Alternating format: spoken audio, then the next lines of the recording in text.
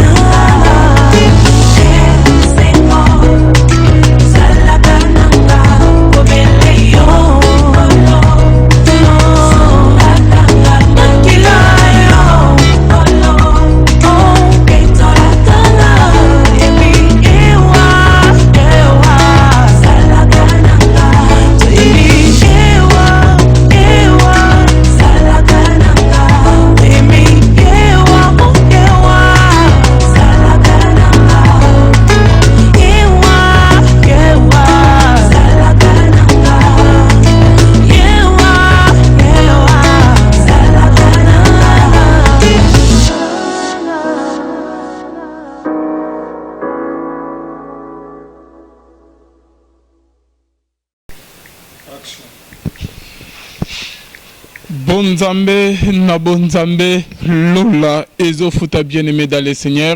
Shalom à vous tous qui êtes connectés en ce net moment en train de nous suivre sur votre meilleure chaîne, La Voix Céleste.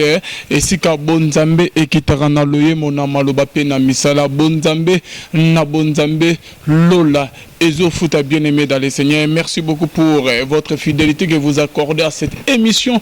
Rien que la vérité qui vous est présentée par votre humble serviteur Alvin Beya Mosali Yatata, les serviteurs du Père. Bonzambe Ezo Kitalelo na loye moté bien-aimé dans le Seigneur mais na maloba pe lola. Et ko futa biso pe to loba na suka na ngote nzamba boye to kwaye wapi du susu merci na ba ndronyon stu ba linga biso ba benga biso ba critica karte ba soutenir émission na biso en tout cas nzamba lola amona bino ba onyon stu bo sala ke chaîne site yo et que ne liboso pona évangile et encore là je vois les prophètes et les pasteurs faisaient misi à la bouche autorisée de l'Éternel nanga mwaziri ke pe na filo muko ya motema bivense do mo côté kuna na Londres na maman na biso Gisèle luke lo motema papa Emmanuel nanga mu ya Boston pe to pesi un grand merci na moto na Nzambe les Manitou di Sanhedrin.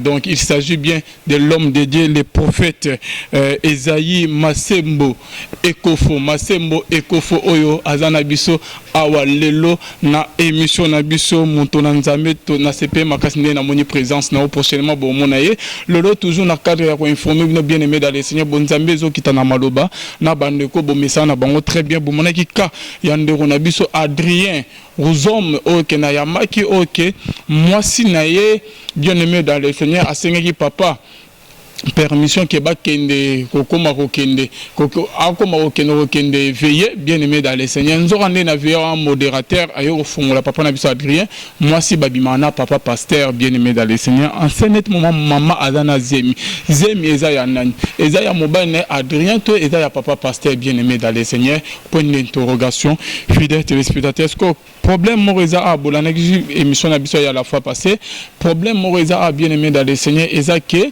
papa na biso Adrien na minute bafunda ki papa pasteur azali na niveau ya commune na parquet ya commune bien aimé dans le Seigneur et na commune o ezali précisément na quartier kuna na Barumu bien aimé dans le Seigneur OPJ asengaki bango ke soki ke moyen ezali asengaki na ba avocat na bango ba mekempe ko solo la soki ba koki ko bongisa na kati ya famille pona ke ba libérer papa pasteur to ba transférer na makala na parquet pour que akende makala avant que basa la lettre au babengi lettre ya réquisition bien aimé dans le Seigneur basenga ki papa Adrien ba yokana celui que moyen zali ba solo la famille papa pasteur ba kina okutana papa Adrien pour que ba solo papa pasteur abima na prison pasteur asengi bolim ici ce que bino ba obozo na biso to ta ko sonande na biso Adrien Luzom azali vraiment touché comme na maman na ye moi sine o ke babana na depuis université nzorane papa pasteur babima na ye zemi suko to ezo yebana te ya nani yango ndende ko azana posa ko yebana kawana papa Adrien alimisa papa pasteur abosa na azonga na moi sina ye to papa pasteur papa Adrien andi manaye basa lettre na niveau ya OPJ ya réquisition pour na ke ba transférer bango na parquet pour na ke ndeko na biso papa na biso pasteur akota makala na deli oyo asali bien aimé dans c'est boza wana lilo banza mezo bani na la voix c'est bonzambe zo kitana loye motema na maloba avant que to solo la na ba invité na baza déjà awa to zali na Jiji Kakabe obo misani na très bien oyazali confrère nangai bonne musique Kakabe moi mouké Alvin moi mouké moi ba problème est belé santé vraiment bien santé misou donc beaucoup de problèmes ba ordonnance ba ndéonion tout pe ba linga jijika occasion ngo ye boko sunga ndéo na bisiti malgré au soit c'est ba examen ba sunga attaque na ba ordonnance mouké kaka mouké une partie et puis l'autre partie viendra peut-être la semaine prochaine. Mais il faut na paiement. Bon Nzambe azali naza en face à serviteur de Dieu, prophète Koko, a sunganga. En tout cas, il faut sunganga. A outi tirki pambate. Donc na ye après ko soit na ye, c'est sûr kaka, mais na ko sala tout oyokana. tokoyokana ne kaka tokoyokana sunga tanga akolinga te atikanga kaka bosino te koswana na seke ezalaka nde ya solo alinga nde kotumbola biso. En tout cas, bien aimé dans les seigneurs, vraiment, nada sérieux. Jijika vraiment, a outi vraiment na maladie. En tout cas, ça dit, moi examen, moi ebele. Écoutez, ma casse na ba néonion sous balinga Jijika. Ba o peke lola, eko foot ande on habite Jijika na simana bino. Et vous allez bien, vous contacter Jijika numéro ne yangwana. Vous allez acter que Jijika kufa. Parce que ngana zo ça déjà par na niveau vraiment na moneni, na moneli vraiment Jijika ba ordonnance coûte zawana. Donc maramusu ya ko dévoiler libosa caméra te tozalina prophète Koko Yoka maboko na kibonzambe oke boyebi très bien papa na biso mon père le prophète Koko Yoka premier fils naye depuis 2001 toza awa shalom l'homme de Dieu. Shalom frère Alvin. Papa boni santé. Toujours par la grâce de Dieu toza malamu. Ok, Bandero Bazol, on a vu l'homme de Dieu partout dans le monde, Jijika. Toko Tasko dans les vifs, il y a émission, on a vu rien que la vérité.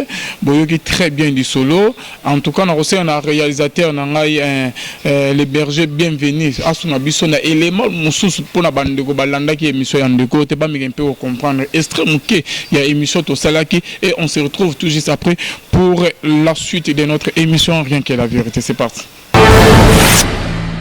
Tanga yeko yebisanga ke no tala makambo nyenge de kaka makambo za boy mwasi na uningisa wana abimaka na pasteur ya église wana. Arrête papa Adrien Nasso bala ki ya bin segona.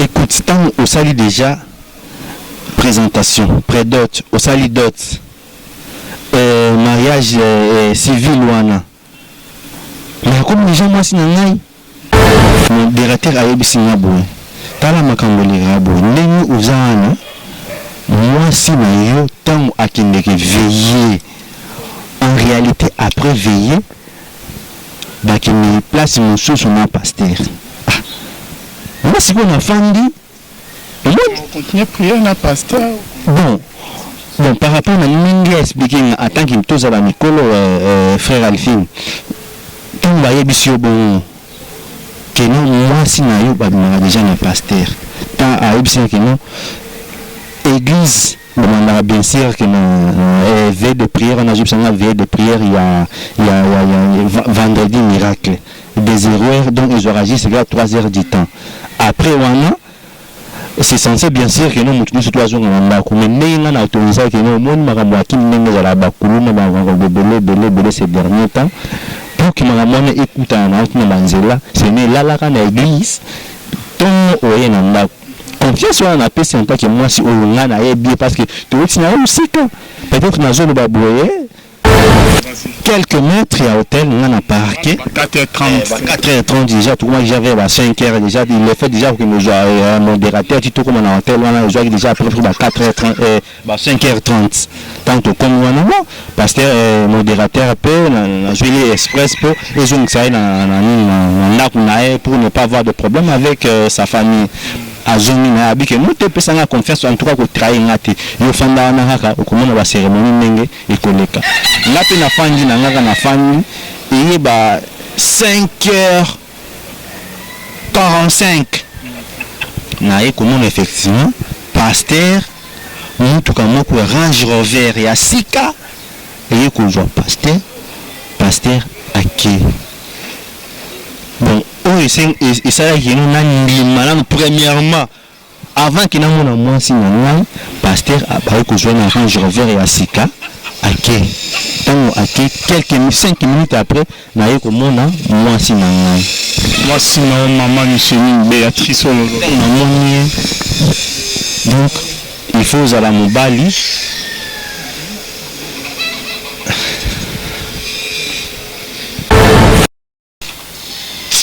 excusez-moi le Walvin pour mon mot.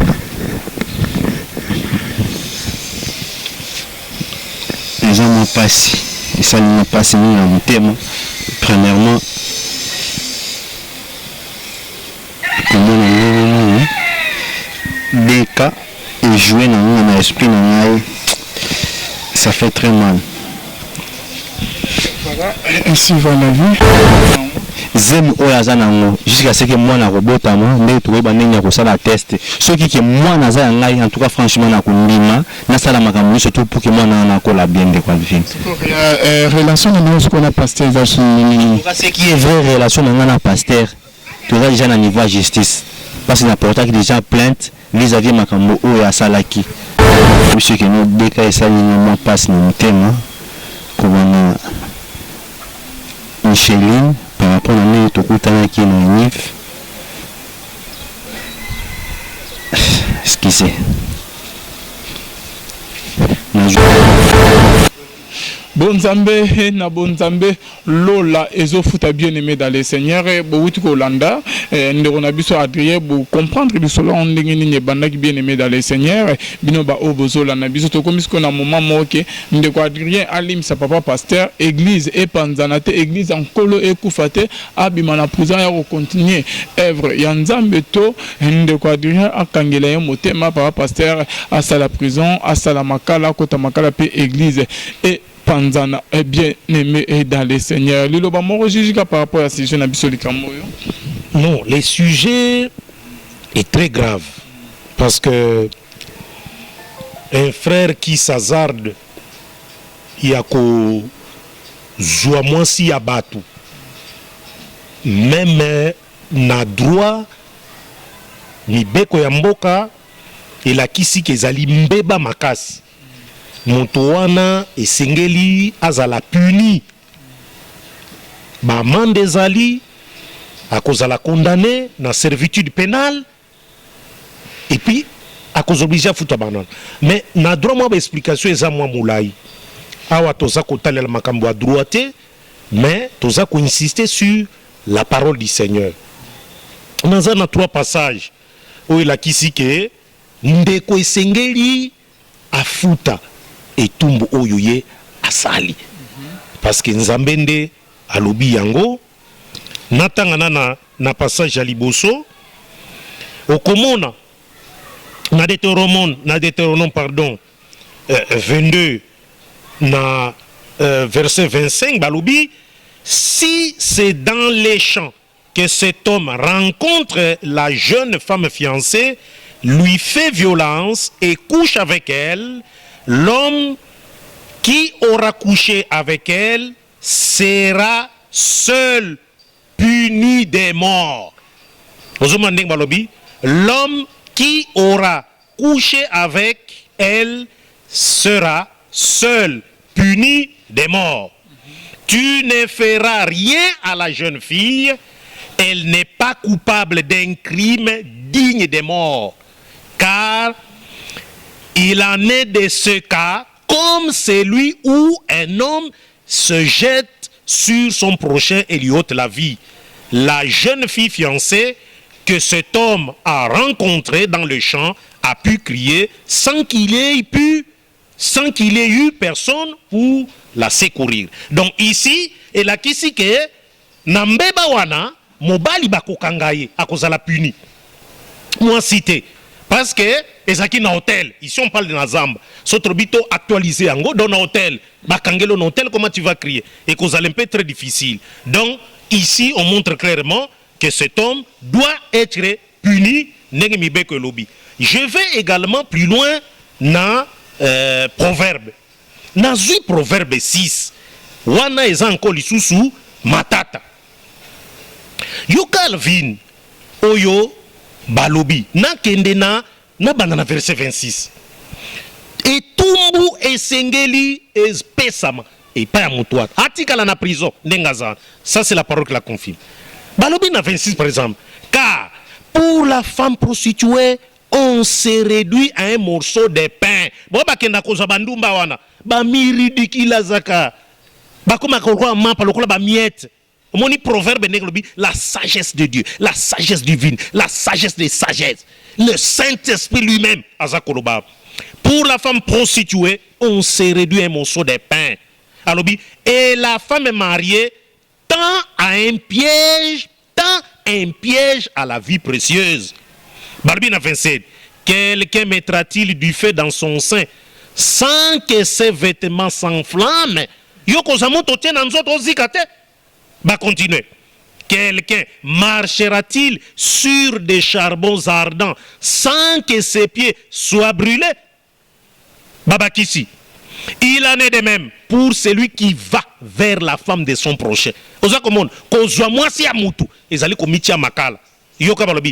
Quiconque la touche ne restera pas impuni. Pourquoi? Bah expliquer les choses. On ne tient pas pour innocent le voleur qui dérobe pour satisfaire son appétit quand il a faim. Bah considérer le col innocent, rien. Balobi. Si on le trouve, il fera une restitution au centuple et il donnera tout ce qu'il a dans sa maison. Bah kutio muyibi, bah kokangayo. Ezate po nanzal. Non, oyibi. Senga o sengite, bah kobo tolonyos.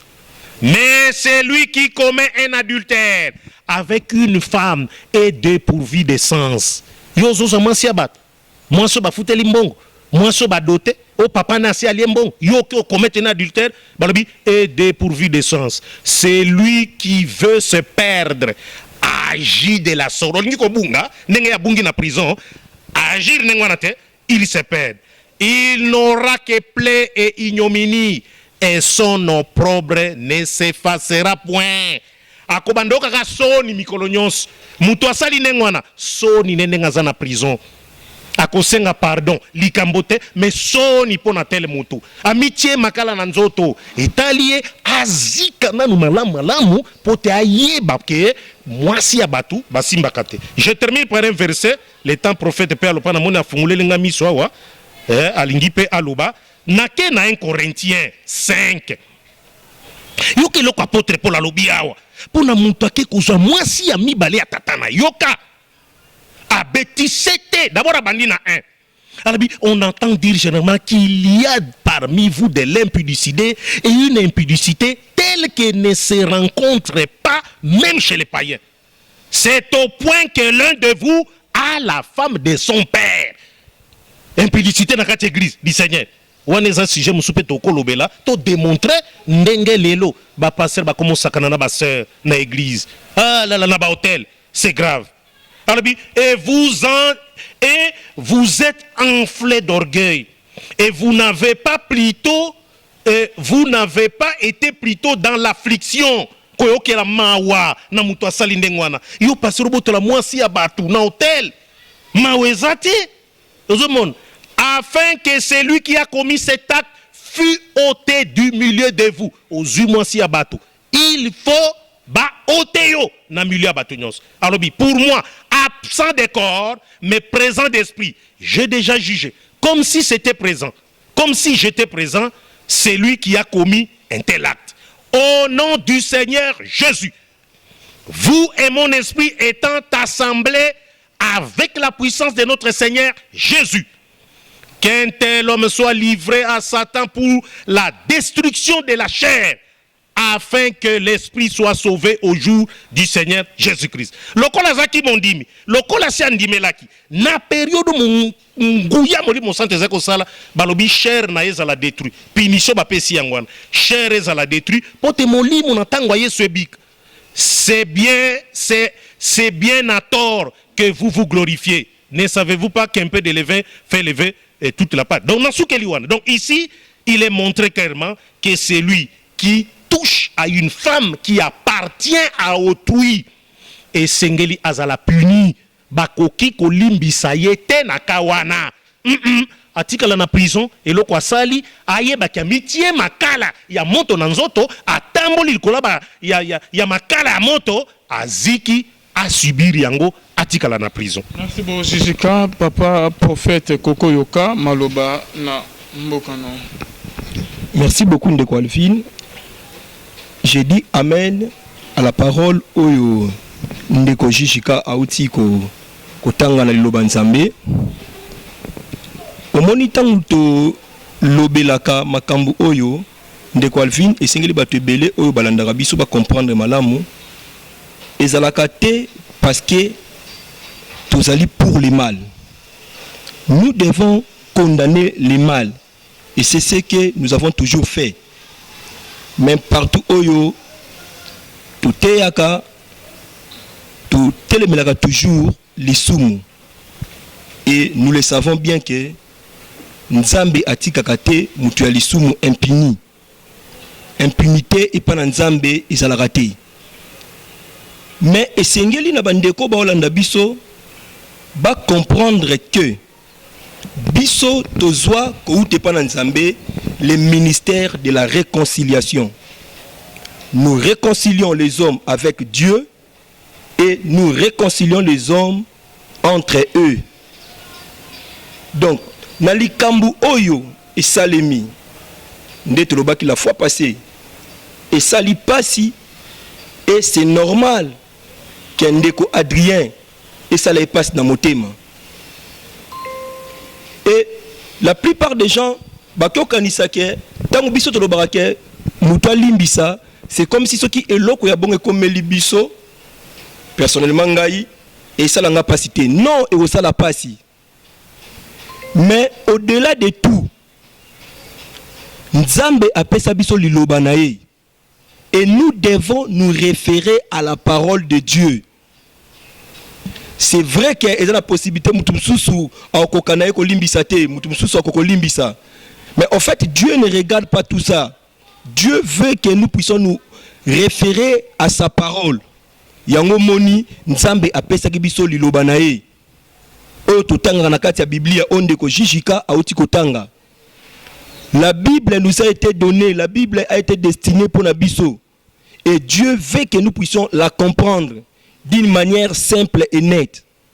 Et on comprend ce tangi Bible bien, du début à la fin. Et ça lit solo, oyo, ya bolingo na Nzambe na vie ya bana na bato. Mawa na Nzambe epe bolimbis na Nzambe. Nakoyebisa ndeko Adrien.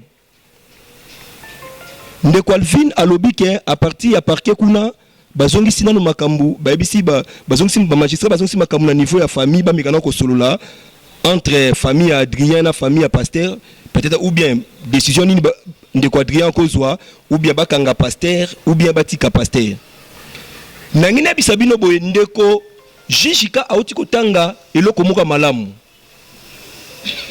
Il faut qu'on y ait une chose que tant que Bible zoloba ke mutu oyo à commettre adultère de la sorte, il faut à subir châtiment. C'est vrai Nathan Kala. Il était prescrit bako so mabanga babambiye. Mais nangina yebiso même lelo mutu oyo asali mabe ndeko nanga ata yo osimbiyete. Ata yo okangisi yete. Ata yo obundisi yete. Il faut qu'on y ait Nzambe na lola à confondre mutuana et à punir mutuana. Naza contre justice à mokilité. Parce que Bible solo les magistrats et serviteurs de Dieu sont samusane malamu.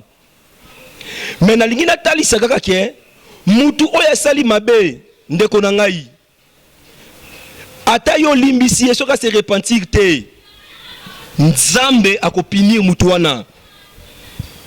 Il y a même raison pour laquelle enfer et zawana, bien que l'enfer n'a pas été créé pour des hommes, mais pour Satan, on a acolyte naé, démon. Mais batu ebele o diable so okosa o bazo tambola na vie ya mabe, on se retrouver na enfer. Donc on les a punition ya Nzambe. Non yebisa ndeko Adrien boye. Ndeko Adrien limbisa.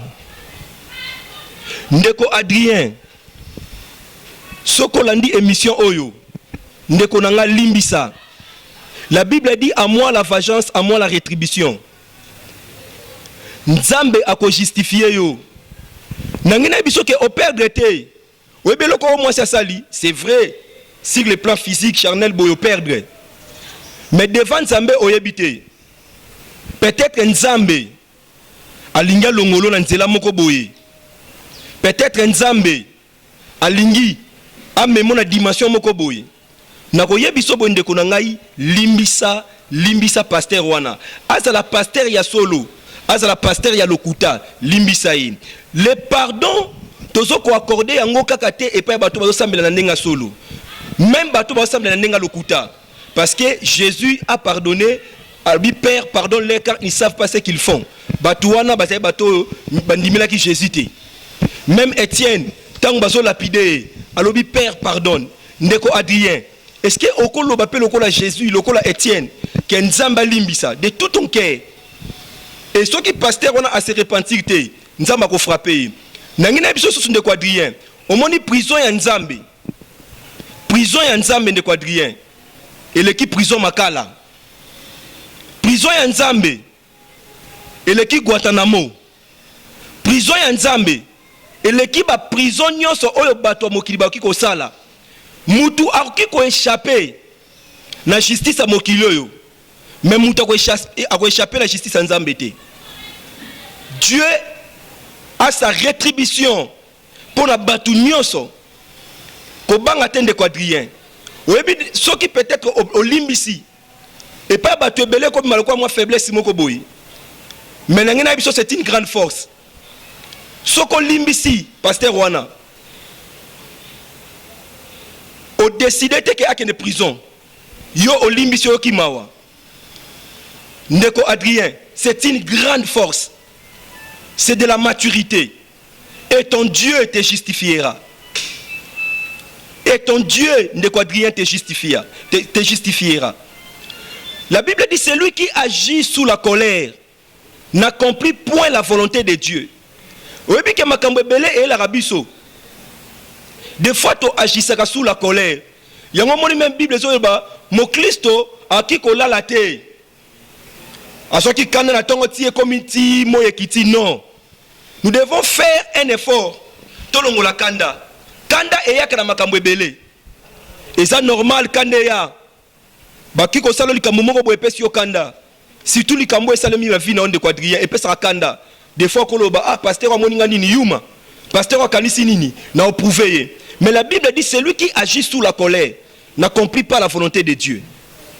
Peut-être na se ya kanda wana oki ko so ba décision mususu boyi. Mais yeba que la Bible dit quelles que soient tes raisons de Adrien. Mais celui qui agit sous la colère n'accomplit pas la volonté de Dieu. Zalala kimia na motema. Limbisa pasteur oyo. Nzambe a justifié yo. Merci beaucoup. Merci beaucoup l'homme de Dieu. Jusqu'à prophète Alobi Kende Wadria Limisa. Donc tu fais un débat na biso yo moni de comment. Bon, je ne sais pas na esprit nini ya za kolobango. Et alimbisaye. Alimbisaye pourquoi? Il peut kolimbisaye. Mais le fait restera na choc moko makasi. Quand vous lisez même na évangile Matthieu 19, Christ a lobi tang batuna qu'est-ce que mobile sengeli abengana mwasi. Ye alobaki mobile akoki ko bengana mwasi te sauf ona bengana mwasi. Mais Christ a koki komona te que ce qui moi sana sengi pardon parce que la fois dernière on avait dit que oyebisaki biso que moi sana comment il senga pardon. Mais pourquoi ici le pardon Christ lui-même à la croix a okakite ko ndimape esalema pour une femme qui commet adultère et puis ko senga pardon pa ya mobali naye bazongana.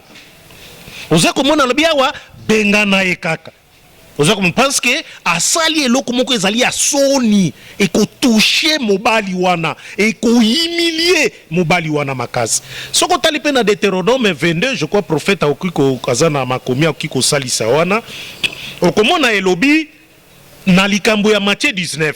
O Christ obeya ya korepidie mwasi elobi tango kopesa mwasi wana lettre mwasi wana akokende na ye akokoma mwasi ya mutu mususu kasi soki aliyoki posa ya kozongela yo kozwe lisusu te pote mutu mususu asi asimbiye aza deja suye ozali mon mutu akoki kosimba ye lisusu te. Donc ici elakisi ke mutu oyo ake kozwa mwasi ya monanse pour comme les commandements na ba 10 commandements elobi tu ne commettras point d'adultère. nzambe abetaki sete nango mpasi ayebaki ke tu commets adultère okosubir baconséquence nango. Donc ici subir nena baconséquence nango ozomona. Le pardon peut venir mais yo subir conséquence. Nauti kotanga 1 Corinthiens 5 awa apôtre Paul alobi nini? Alobi malamu que nanzoto moto wana esengeli nini? Esengeli a subir châtiment ozomona. Nzoto na ye ezala détruit mais kasi molimo ebika pona mokolo ya kolo Yesu. Oza komona. Donc ici on sous-entend également, puisque c'est un frère qui a cru au Seigneur et qui a goûté nanguya molimo, mais nzoto etindie na mabe moko ezali grave, lokola mabe wane komama déjà na mibeko yankolo et sengeli muto a subir et qu'il n'y a pas de pardon pour ça, nzoto il faut subir. Donc on ne peut pas pardonner mbala moko te. Rappelle-toi de Konanga Alvin que David en alla prendre la femme ya Uri. Tangu ba pesa ke lycée sa comprendre quitté ba fongoleli na prophète Nathan à Salakinen tout de suite à Toubelaki. C'est là qu'ozala l'homme selon le cœur de Dieu. À Toubelaki na sumuki na miso nzambe. A fukabina salanin prophète bisake okokufate okobik. Ozomon okokufate okobik. Mais nzambe alobaki nini? Oyo nzambe asia bimisaki. Basi na yo bato musu bakozwaye pe bakosana bon na mo oyo salaki na nkuku. Ekomelaki mais nzambe alimbisaki. Ozomona alimbisaka lobi okokufate. Nzambe alimbisi okokufate. Mais conséquence ya mabe asalaki eyelaki. Oza komona, c'est ce que ces frères-là devaient subir. Ces frères-là devaient subir et le croire. Merci beaucoup. Ndeko Shishika alobi malamu avant na nuna répondre par rapport à verset 1 Corinthiens chapitre 5 pesaki. Nengene sa Ndeko Shishika boye. Oyebi l'histoire de David, hein? Dieu a envoyé son prophète à Koyebisa David. Et olobi bien, malgré que David avait demandé pardon, mais on a préparé que David avait subi cela et moi on a Absalom à côté de Milena Bokonzi. Mais après Nzamba a kozongi sae. Ndeko Shishika olobi bien wananani Nzambe. Est-ce que yo oyebi o Nzamba kani pour na pasteur o ya sele loko mabe o?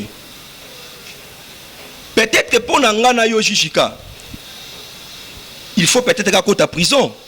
Mais peut-être que Dieu azana na loko moko ya mabe akani kole quand même wana. Donc c'est-à-dire quoi? Tant que tozoloba que les frères alimbisa parce que dans makambu nyonso on tosala il y a la part de l'homme et la part de Dieu. Mais qu'est-ce que Dieu nous demande à nous? Ce qui mutasali biso mabe, nous devons pardonner. Ce qui mutayi binga eloko, je dois pardonner. Ce qui mutu asali mabe, ngana limbisi. Mais elingo lobate ke nzamba tiki mutu wana impuni. Nzambe ye moko ayebi oni na kosala na ye. Et pour votre information, ceux qui pasteur oyaza pasteur pende ya solo, yeba que les enseignants, les prédicateurs, bakozala juger très sévèrement comme le dit la Bible. Et ceux qui pasteur ya lokuta, yeba que par naye et sali dans les ténèbres dit dehors, dans les lacs de feu. Donc Dieu ayebi nzambe na lola ayebi nini oya kosala na pasteur wana. Et que peut-être au yabiso batu. Yoka sikonde ko jishikana expliquer yo na lo parce que par rapport il y a l'isolo beta qui a 1 Corinthiens chapitre 5. Au Paul a regretté lobi, j'apprends même parmi vous il y a une impudicité telle que même pas païen zate. L'église de Corinthe c'était une église où il y avait la grâce de Dieu. L'église de Corinthe c'était une église où le Saint-Esprit utilisait puissamment les gens. Il y avait des dons spirituels extraordinaires. Il y a au monde même qui a un livre, il y a 1 Corinthiens chapitre 12, de Paul a expliqué même des dons spirituels. L'église de Corinthe, c'était une église où la grâce divine était répandue en telle enseigne que gloire à Nzambe se manifestait makasi. Mais malheureusement, c'était aussi une église où mabé zalaki makasi. C'est une dimension même koleka et pas païen. Sikoyo, ndeko moka so bimana mwasi ya papa nae. Et Paul a lobby il faut bon livrer et pas à diable. Livrer au diable et la kisi excommunié de l'église. Parce que la tanga kalande kwalvin et ça différent dans lelo. Lelo elo e kamusanga lelo au mona frère moka sali mabe peut-être ba excommunier l'église na bango au mona pasteur mususu wana azuye malamoko. sans même à se rendre compte que frère Oyaye Boya Sambelaka déjà, mais à outi wapi, papa na mulimo, et zanana qui n'a solande konanga parce que biso sozali bana nzambe. Pour Oyeba quand même, pourquoi bengana ki frère wana? Ne Oya aurait remarqué plus tard, les mêmes frères, à sali susu ba dégâts ya makasi na kati église wana. Parce que lelo, ba te belé pona ko lukaka bandimi. Ba to ba bossa na kolanda ba principe makambo nzambe. Mais si on a livre ya 2 Corinthiens. 2 Corinthiens si Paul abandi ko expliquer par rapport à eloko wana. Na zotanga ngona 2 Corinthiens chapitre 2 na bandi na verset 1 tina verset 10 côté likamuna biso ezali na bandi likolo pona to sur la malam. Je lis la parole de Dieu au nom de Jésus. Je résolus donc en moi-même de ne pas retourner chez vous dans la tristesse, car si je vous attriste, qui peut me réjouir, sinon celui qui est attristé par moi? J'ai écrit comme je l'ai fait pour ne pas éprouver à mon arrivée de la tristesse de la part de ceux qui devaient me donner de la joie. Ayant en vous tous cette confiance que ma joie est la vôtre à tous.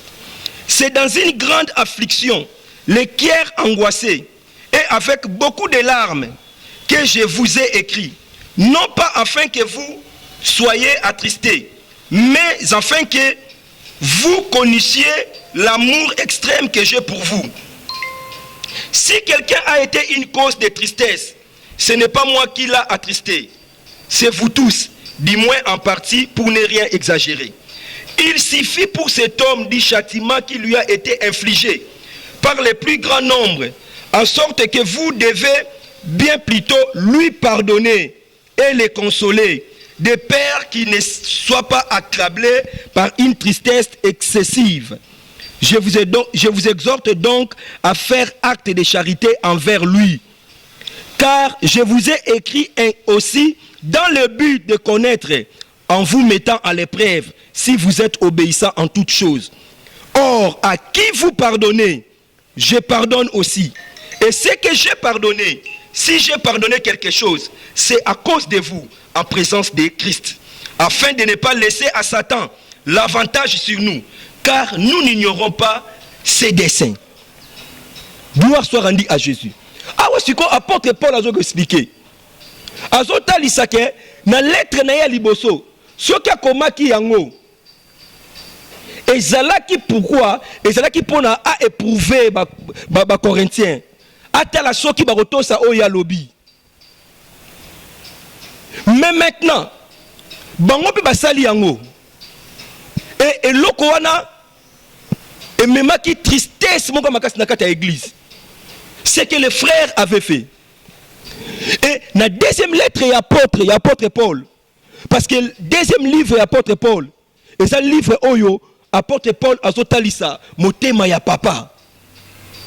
Motema ya botata. Un pasteur il faut à la papa, motema bo papa. Alinga bana na ye. Yango to kondana ki même na mission liboso pasteur oyo. Et loko sali wana eza bondoki. Pasteur ko kanisa te soki na zo ba ke ba limbisa yo. Kenga pe naza d'accord na makambo sali non pasteur. Makambo sali na yebite so na koloba nini. Au sali mabe makasi c'est de la sorcellerie. Jusqu'à lobi ke sengela futa masum na avant na prison. C'est ça problème de tout ça sur place wana. Place tout ça wana. Na lobi boyi. Le kola ndeko Adrien ne a la possibilité wana. Azana mo wana akoloba ke ake na prison ou pas. Ngana sengi ndeko Adrien. Le kola Paul skako komila peuple ya Corinthe. Ayebisi bango. Alobi boye. Nous n'ignorons pas les desseins du diable. Il y a même une mission liboso de Colvin. Nalobaki nini? Nalobaki ke moi si on a senga pardon, de quoi Adrien Limbisaye. On ne sait pas. Peut-être elle a été victime. Victime, il y a mabongisi ya mabe ya Satan. L'homme de Dinga permettez cette question mo na makambolo ba. So tozo na Bible papa. Bible zo ba ke Batseba lorsque David aye abimina ye David après avoir reçu le lo wana prophète Nathan ya talise mabalo asalaki David a sengi nzambe prière a prié a sengi nzambe pardon mais quand cela ne tient que nzambe a frappé qui David conséquence landa ke mono ke ba boteki na Batseba akufaki après Salomon ayo ya conséquence ne juge ka zo ba conséquence fait dans la pasteur. Oui, de quoi le vin yo kanga na ebiselo komoko. Hein? Il faut te dire une chose. Sotangi na Matthieu, je crois bien chapitre 17. Oyo lisolo Jésus, Pierre, Jacques, na Jean. Oyo mataki na montagne la transfiguration. La Bible a dit Jésus a se transfiguré. La Bible a dit ceci, Moïse na Élie baye, bazo solo na Jésus. Mais après, tant que Pierre a lobi que toi on a 3 tentes, moko pona yo, moko pona Moïse, moko pona Élie. La Bible a dit que une nuée et kiti moko, une voix se fit entendre du ciel. Celui-ci est mon fils bien-aimé, en qui j'ai mis toute mon affection, écoutez-le. Ndeko Alvin, nous devons écouter Jésus. C'est Jésus qui est la parole de la vie. Un autre jour, alors pour la mutabi il faut aller en d'autres langues la makila nangai. Bazaki 72, bakimi, mais les 12 sont restés. Est-ce que pourquoi vous n'êtes pas partis? Baébisiye, Pierre Alobi, à qui irions-nous? Car c'est toi qui as la parole de la vie. Le modèle c'est Jésus. Paul a dit, soyez mes imitateurs comme moi je le suis de Jésus. Donc, Paul avait aussi ses défauts. Mais alors, bon, c'est là-bas imitateur, nanga lokola ngape nazali imitateur ya Jésus. Ça dit quoi? Bon, soit ba point oyo ngai oyo kokana oyo Jésus. C'est que ceux qui botalinga Paul, au moninga petem susu, na moi lukuta. Bon, soit yangote. Bon, soit ba point positif oyo lokola ya Jésus. Ndeko Alvin, le Seigneur Jésus sur la terre a enseigné sur le pardon. Et à l'obiboye, nous devons pardonner. Ndeko Alvin, attention qui nous a pardonné. Nous devons pardonner. Si on a zongé dans 2 Corinthiens chapitre 2, Ndeko Alvin, est-ce que abinin? Si j'ai fait ça, c'était pour vous éprouver. Maintenant, comprendre ce que mais je vais maintenant quoi? Qu'une telle personne, boyokele mawa, bolimbisaye. Bolimbisaye pourquoi? Parce que nous n'ignorons pas les desseins du diable. Les desseins du diable pour ces frères-là, c'était les détruire. C'était qu'il y a en fer. C'était qu'il y a excommunié de l'église. Mais si comme tu comprends les desseins à Satan la vie à Moutou Oyo, tu limbisaye. Il y a un moment où je dis que tu limbisaye. Kuna likolo pe limbisame. Soki bino bafungoli soboka. Yo kanga ndiko alifina na chité. Ndeko Adrien limbisa pasteur. Ndeko Adrien limbisa pasteur. Ezo bima lokolo za yuma. Mais eza marque ya maturité. Eza signe que ça mature. Eza signe que ozana bonzambe. Na yebi ke bato be na famille ba kondano même ba master na yo, ba ami na yo. Pourquoi ça libongo? Il faut kende kuna église il fait kufa. Non yebi selo komoko. Au mon église wana de quadrien. Soki eza ya Satan. Eko kufa yango moko, eko kufa. Il y a un temps on nzamba ko confondre bango. Mais soki ndeti église wana eza ya nzambe, de quadrien. Jésus muta sainte moi si na yote. Et même en passant par les épisodes de Gélo, parce que ça m'a comme si comme la rabatune de Calvin, au moins à perdre même condimanaye, moutou abandonné la foi et a commis païen, abination dans la mokili, tel le pasteur Assali. Dans une épisode de quadrien, moutou en sainte moi si nayo, ils ont des pasteurs, mais ils ont Jésus jusqu'à présent, Yesu na sali o mabete, et puis au salon mabete. Mais yemo kalobaki à moi la vengeance, à moi la rétribution. Tika Jésus. Punition au nzambe a repéré sa pasteur ceux qui atiki banzela na wana te et qu'on les quand même prison au yolingo tindai kabia ville on kolimbisa muke pona santé zako empêchenga peut-être na loba moi makasi moi malamu na miswe zako salanga moi pasi. J'ai suivi attentivement eloko de mosako le azolo Alvin photo to koba na maele nzamba pesio to bakisa ba sujet lisusu pour t'éclairer bateau bibliquement masumu nini esengeli elimbisama nawe esengeli elimbisama te. Il faut tout sur le côté prophète à son sol. Prophète est en train de confondre les choses.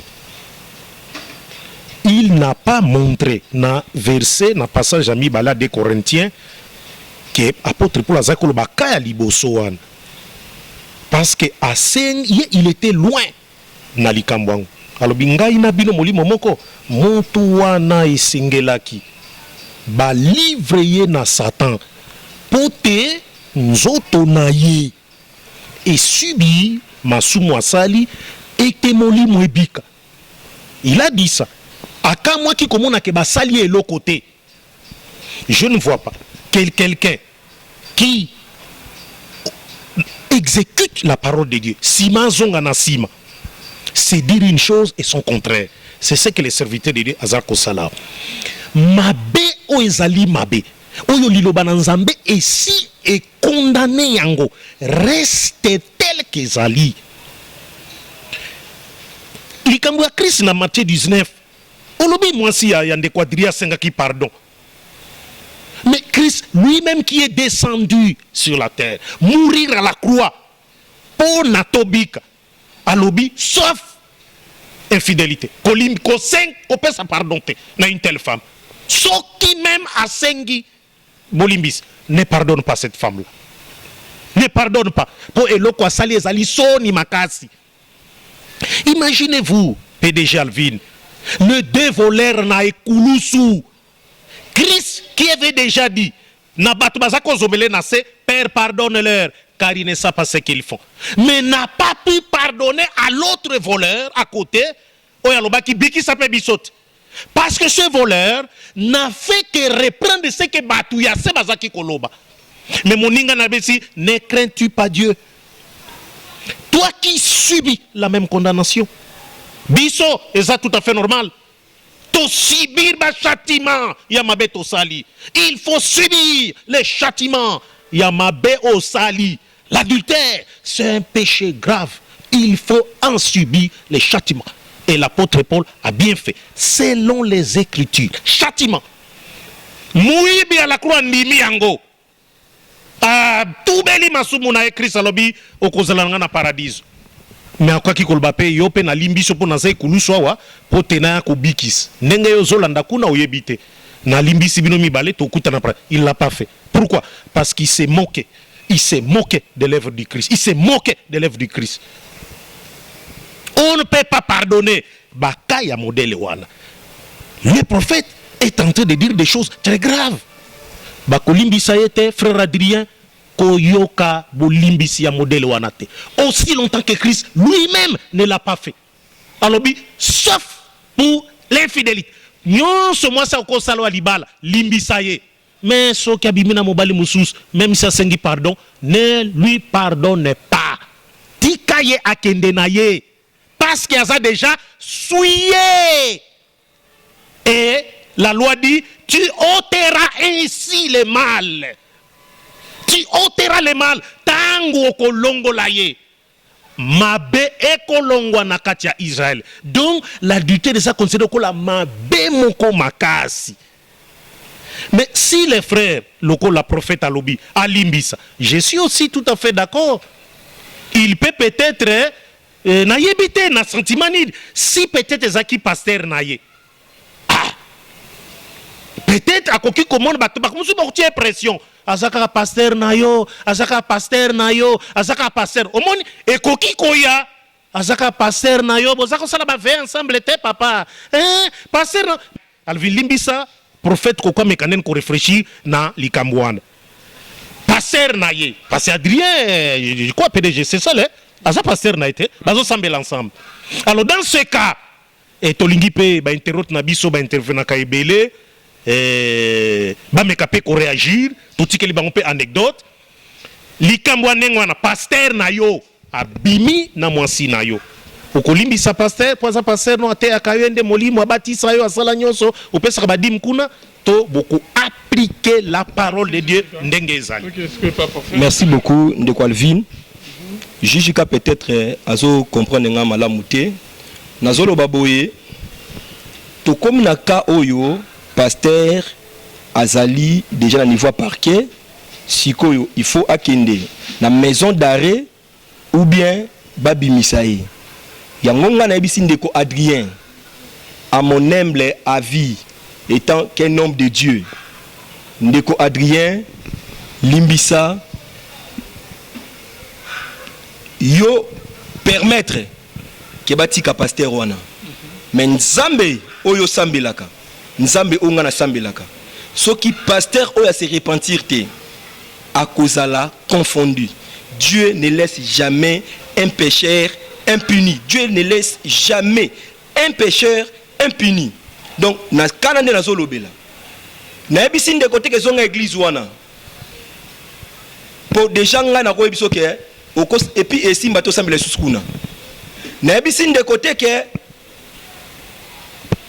landaka mate ya pasteur wana. Déjà okolanda yango te. Mais na lobi nde boyendeko.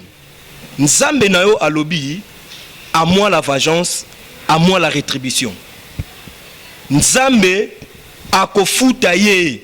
C'est-à-dire yoka ndeko alfina. Notre église a bon. Yoka sikoyo. Ndeko shishika tuninga binzamba kofute ndenge nini?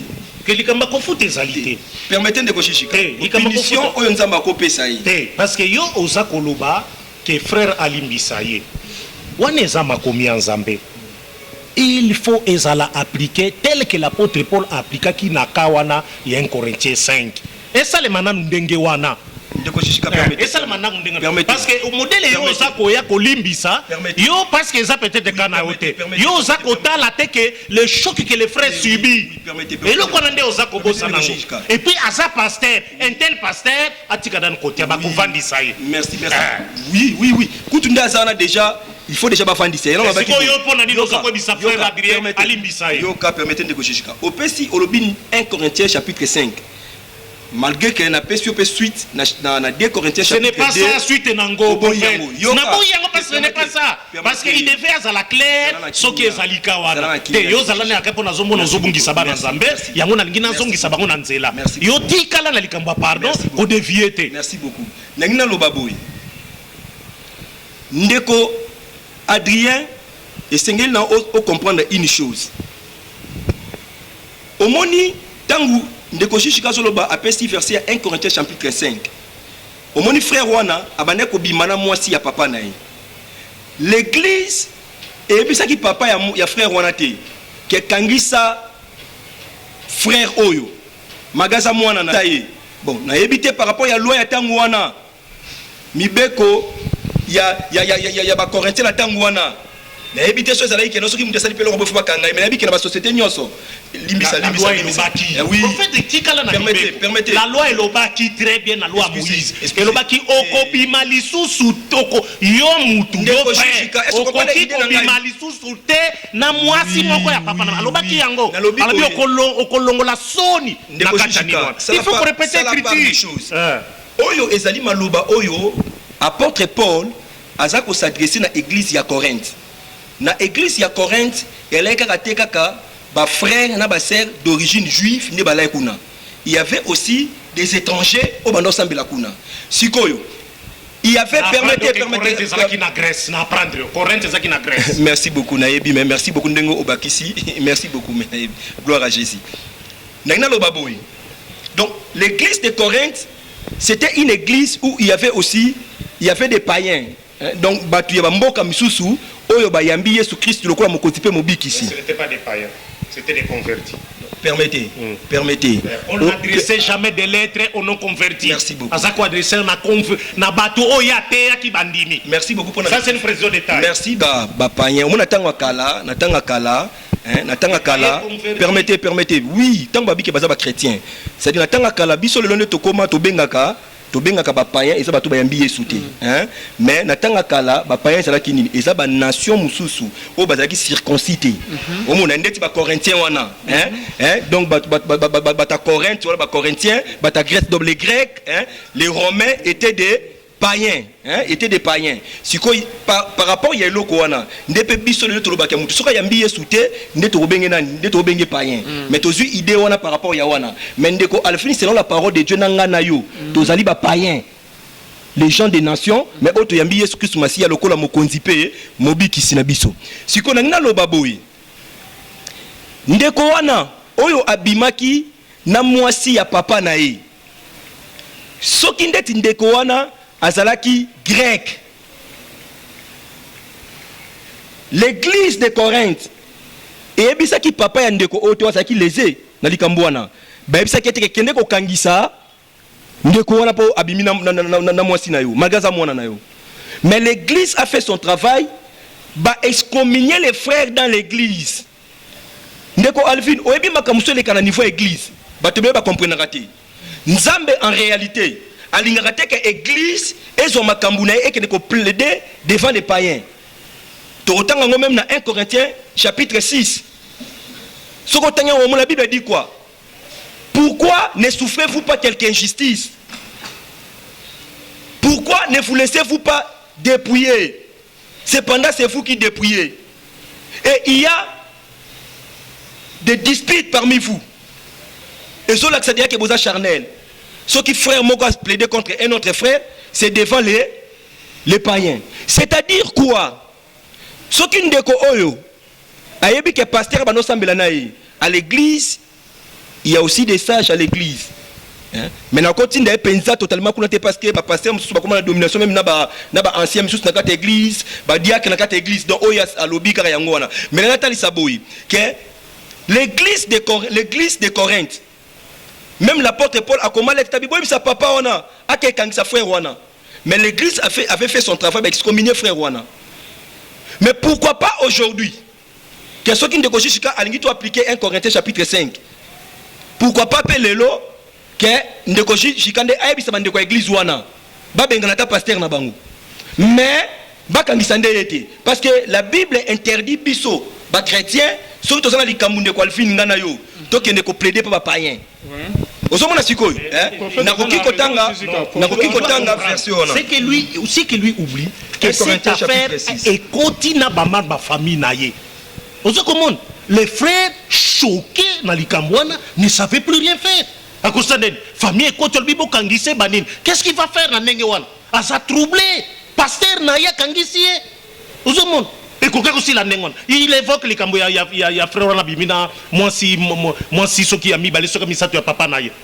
Mais wana ezalaki na kati église, ezalaki na kati église ezalaki le c'est l'apôtre Paul qui est intervenu de loin.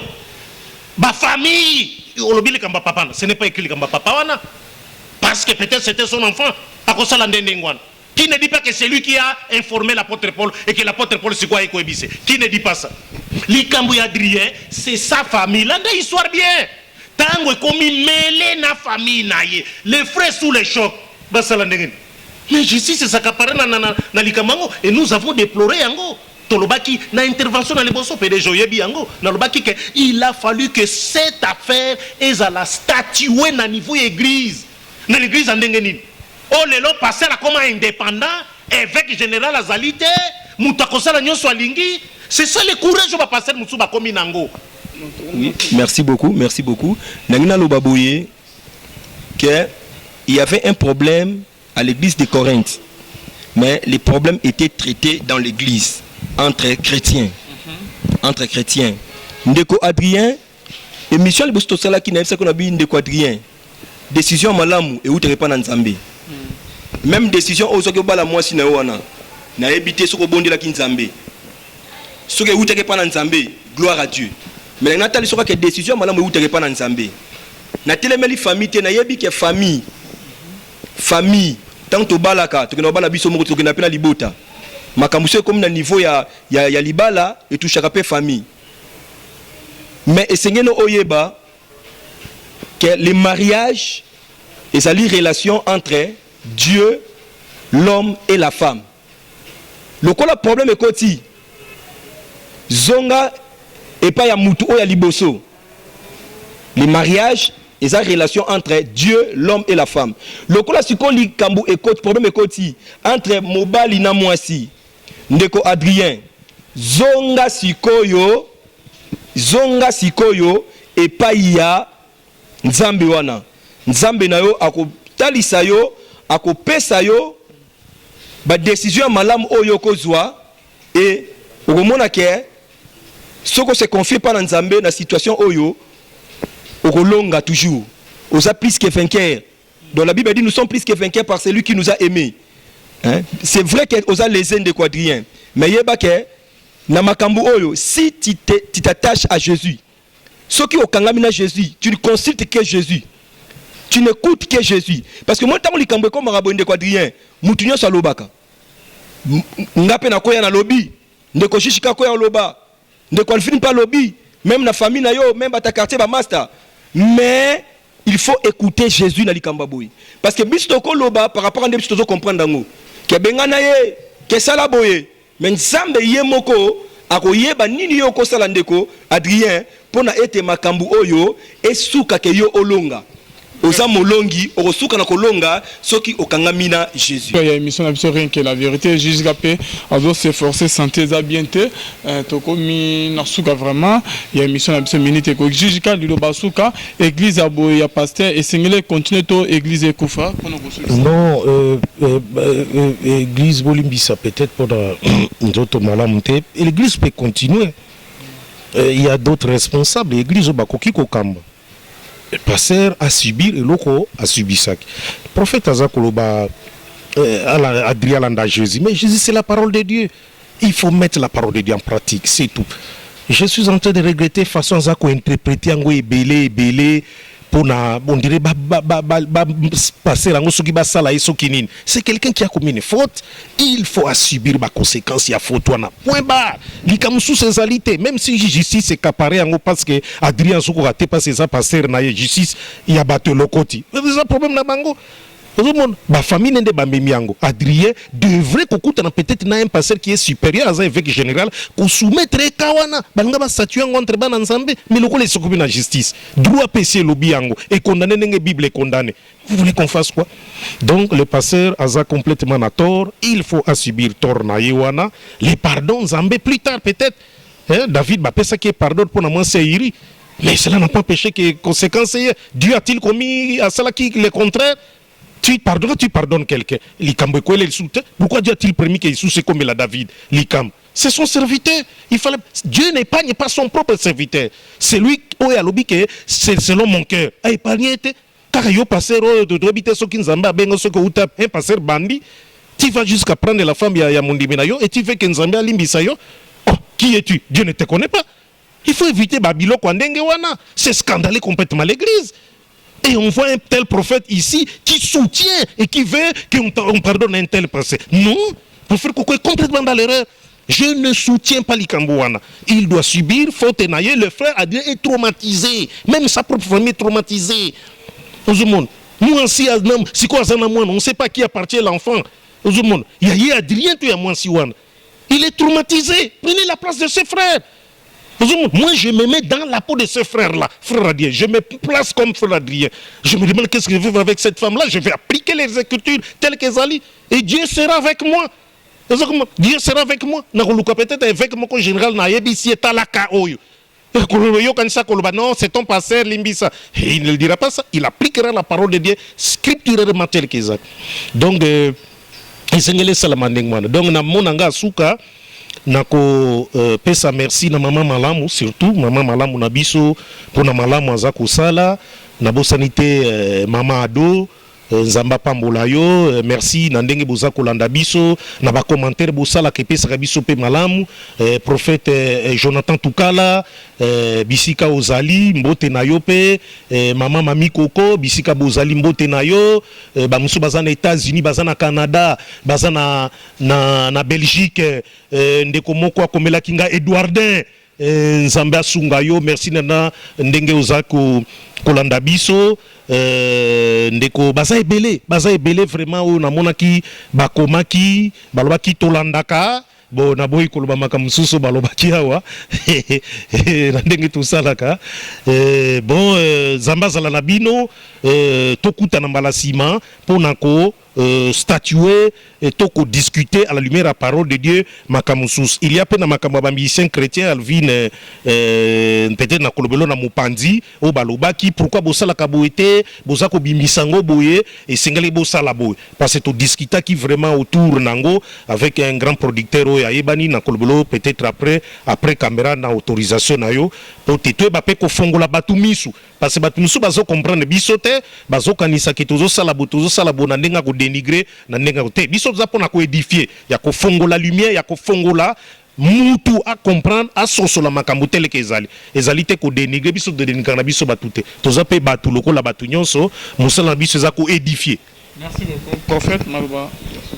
Merci beaucoup nzambe apambola bandeko nyonso o balandaka biso nzambe apambola bino bandeko nyonso o tozana bino na prière il y a 40 jours toujours continuer toujours na prière na yebi ke nzambe kosala na PCP. Merci na l'homme de Dieu le prophète Esaïe Ekofore mon ami oyo ayaki ko accompagner ngai. Merci na bienvenue Biano. Merci pe na ndeko Jijika wana ndeko na ngai pe na famille na ngai et aussi à toi PDG mon fils spirituel le frère Alvin Linda Bastelo Nzamba Pambola yo Nathalie na Londres Mayemi na États-Unis Rebecca Bozebele Maman Mimosa Nzambe apambola bino nyonso Papa Kofi Maman Joséphine, que Dieu vous bénisse, sans oublier Tantine Bobette Maman Bobette Nakobo Sanate Missia Mestid Yozana Motema Nzamba Pambola yo, plein de bonnes choses. Pasteur Fezami Siape Nzamba Pambola yo Nzamba Pambola bino nyonso bandeko bolanda biso. Ok, voilà. Bonzambe na bonzambe lola ezofuta bien aimé dans le Seigneur. Tika ete nzamba lola amona bino